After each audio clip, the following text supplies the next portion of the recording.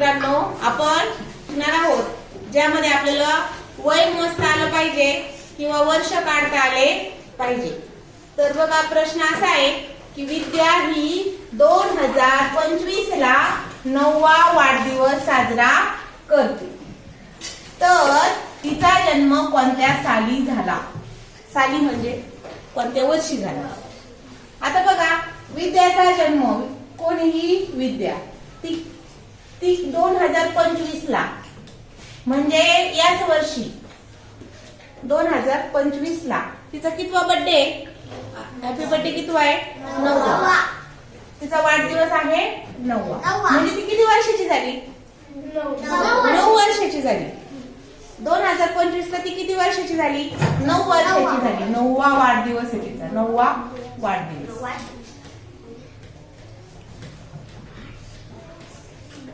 बरोबर. आता याचा अर्थ असा की तिचा जन्म काढायचा आपल्याला. जन्म वर्ष म्हणजे आपल्याला किती वर्ष मागे जायचं? 9 वर्ष मागे जायचं. तिचा 9वा वाढदिवस आहे म्हणजे किती वर्ष जायचं? 9 वर्ष मागे जायचं आहे. आजच्या वर्षापासून 9 वर्ष मागे जाणे म्हणजे काय करणे? पुढे जायचं असेल तर आपण बीच करतो, मागे जायचं असेल तर आपण. जर असं म्हटलं 2025 ला तिचा 9वा बर्थडे, तर अजून 2 वर्षांनी तिचा कितवा बर्थडे? 11वा. 9 अधिक 2 करणार. मग तो बर्थडे कधी येणार आहे? 2027 ला. म्हणजे 25 मध्ये अधिक काय करणार आपण? 2 करणार. पुढे जायचंय म्हणून. पण आपल्याला काय करायचं? मागे जायचंय जन्माच्या वर्षी. म्हणून आपण काय करणार आहे? जन्माचं वर्ष मागे आहे म्हणून काय करणार? वजा. आताच्या वर्षामधून तिचा वाढदिवसाचे जे वर्ष आहे ते आपण वजा केले की आपल्याला लगेच काय मिळणार? काय मिळणार? तिचं जन्माचं वर्ष मिळणार. पण 5तून 9 जात नाही. हातचा घेतला आपण. 15तून 9 गेले 6 आणि 1शी 1, 0शी 0, 2शी 2. कोणत्या साली झाला तिचा जन्म? 2016 साली झाला. आहे की नाही सोपं? बघा, ऋषिकेशचा जन्म 1991 ला झाला. 2025 ला त्याचा कितवा वाढदिवस असेल? असं उदाहरण आलं.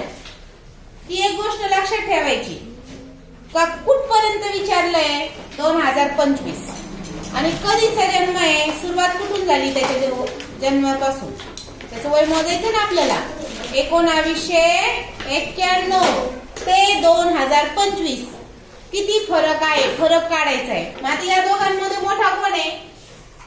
2025 हे वर्ष मोठं आहे आणि 1991 हे वर्ष लहान आहे संख्येच्या दृष्टीने.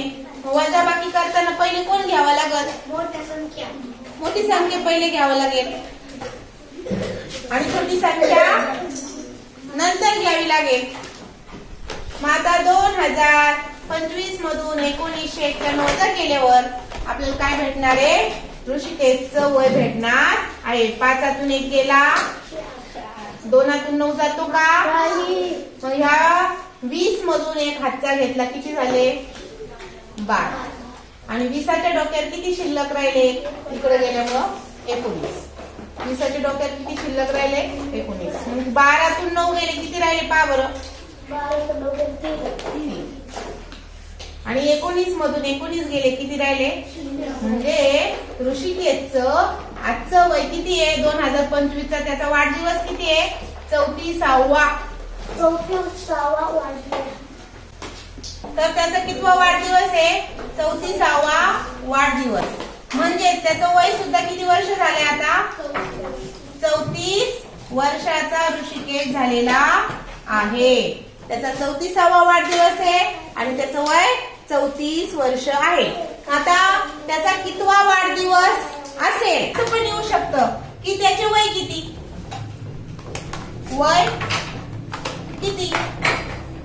2025 ला त्याचे वय किती? असा पण प्रश्न येऊ शकेल.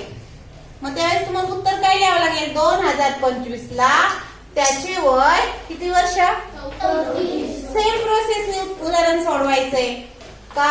आजचं वर्ष 2025 25. जन्माचं वर्ष 1991. यांची काय केली वजाबाकी. मग आपल्याला काय मिळालं? दोन वर्षातला फरक अंतर. 1991 पासून 2025 पर्यंत किती वर्षाचं अंतर आहे? तर ते आहे 34. अंतर म्हणजे काय करावं लागली? वजन. आलं लक्षात? हे सगळे उदाहरणं अशाच पद्धतीने येतात. एक तरी उदाहरण या प्रकारचं असतं. स्कॉलरशिपला असेल, वेगवेगळ्या स्पर्धा परीक्षांना असेल, हे उदाहरण कंपल्सरी येतच. आलं लक्षात? त्यामुळे याचा आपण जास्तीत जास्त सराव करणार.